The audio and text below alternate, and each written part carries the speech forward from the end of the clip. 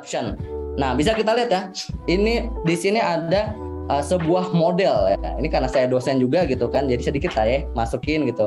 Nah, jadi selain saya masuk kepada praktikal gitu kan, saya juga ingin tahu nih sebetulnya secara studi empiris bisa nggak sih dibuktikan kalau ternyata adopsi TI khususnya di cloud ini memberikan dampak positif ya terhadap kinerja perusahaan, khususnya di kinerja perusahaan multinasional, karena penelitian yang saya lakukan adalah pada perusahaan multinasional. Nah, untuk melakukan adopsi itu ternyata ada banyak ya, ada 3. Nah, ini mungkin tidak akan saya bahas ya.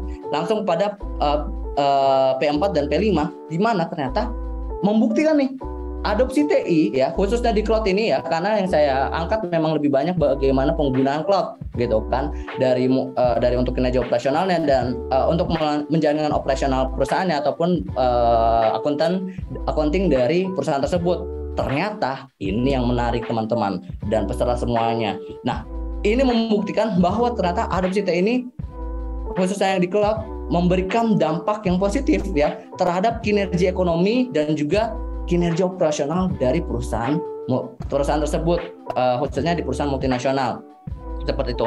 Tapi jangan takut, saya juga kemarin menemukan ya studi empiris juga, penelitian yang memang membuktikan kalau penggunaan cloud ya itu terbukti memberikan dampak yang positif juga terhadap SME atau small medium enterprise atau small business seperti itu.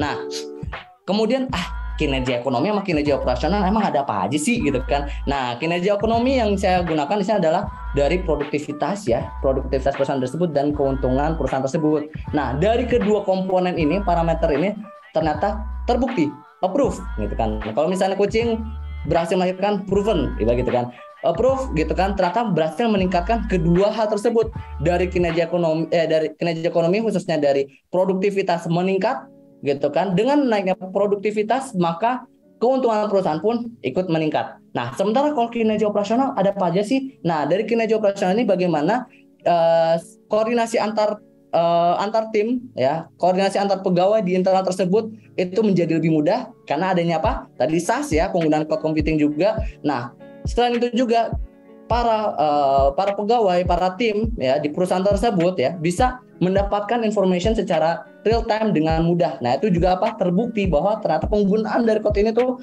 bisa memberikan dampak yang sangat positif gitu kan. Jadi tidak hanya dari kinerja ekonomi, tetapi dari kinerja operasional pun terbukti antara before and after using the cloud. Seperti itu. Dengan kinerja operasional baik, memberikan dampak positif, meningkat, otomatis kinerja ekonomi akan meningkat.